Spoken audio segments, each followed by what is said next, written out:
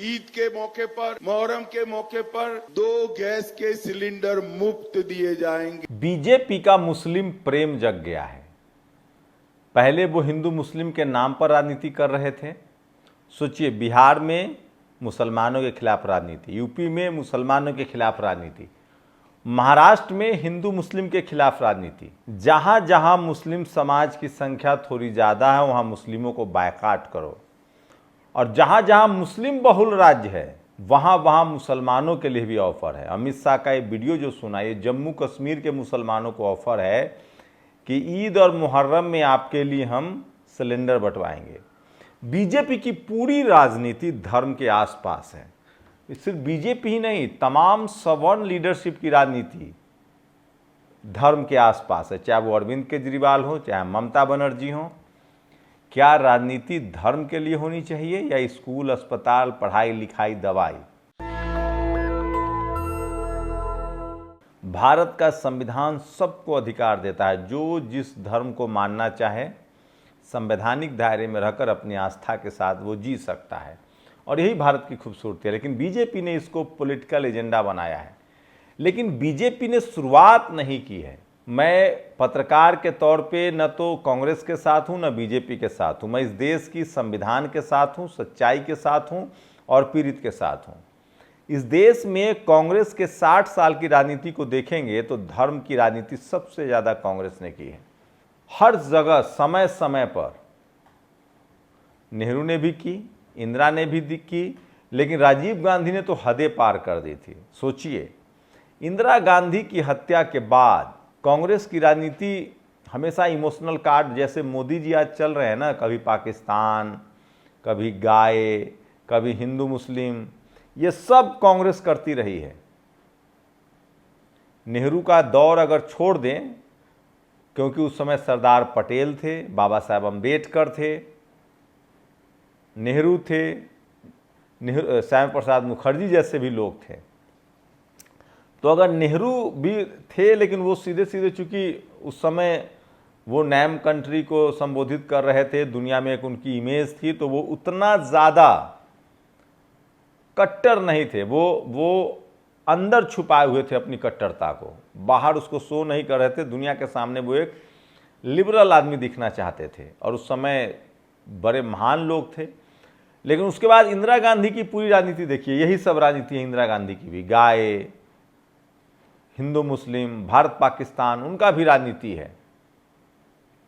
उसके बाद सबसे बड़ी बगावत इंदिरा गांधी के खिलाफ होती है, चौधरी चरण सिंह। उसके बाद बाबू जगजीवन राम बगावत करते हैं, जयप्रकाश नारायण के नेतृत्व में क्रांति होती है, और उसके बाद राजीव गांधी के पाले में सत्ता आती है। राजीव गांधी, इंदिरा गांधी की हत्या के बाद जो इमोशनल वोट था वो 400 के पार गया। राजीव गांधी जब सत्ता में आया, उसी समय से बहुजन आंदोलन शुरू हुआ। 92 का वो दौर, वो फोर्स के पर्ची लेकर बीपी सिंह घूम रहे थे और जनता दल की सरकार बनी। इंदिरा गांधी की हत्या के बाद इमोशनल कार्ड पर 400 सीटें जीतकर राजीव गांधी आए, मान्यवर कांशीराम साहब ने, और जनता दल के तमाम नेताओं ने एक राजनीतिक एकजुटता दिखाई, सामाजिक एकजुटता दिखाई, और राजीव गांधी सत्ता से बाहर हो गए।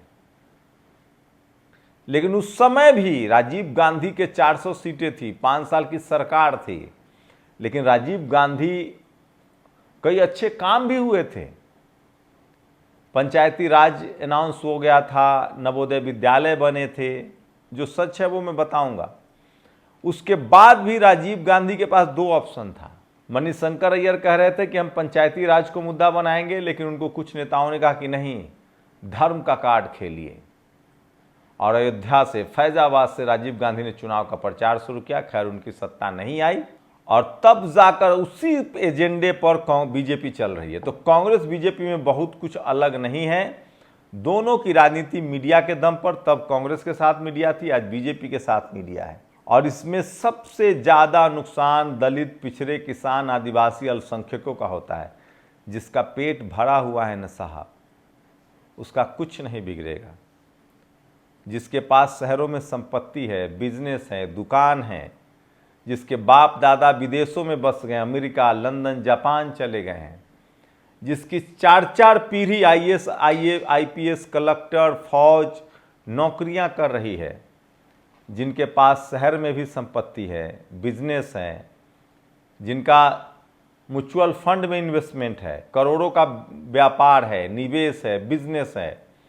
सोचिए हम जैसे लोगों का, जिनकी पहली पीढ़ी स्कूल कॉलेज से निकली है, जो एक अदद नौकरी चाहते हैं ताकि बहन की शादी हो जाए, घर पर छत आ जाए, समाज में मान प्रतिष्ठा हो जाए, कल आने वाले नस्लों को स्कूल कॉलेज में पढ़ा पाएं। सोचिए उनके बारे में, जिनके गार्जियन, जिनके माँ बाप मजदूरी करते हैं, सब्जी बेचते हैं, ठेला चलाते हैं, वो चाहते हैं कि हमारे बच्चे पढ़ लिख जाएं।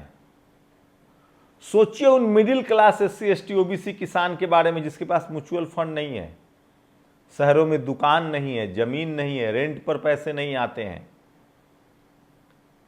जिसके पास एक अदद नौकरी है और जो सपना देखता है कि वो अपने बच्चों को IIT IIM और विदेश पढ़ा पाएगा। उनका क्या होगा? किसानों का क्या होगा? मजदूरों का क्या होगा?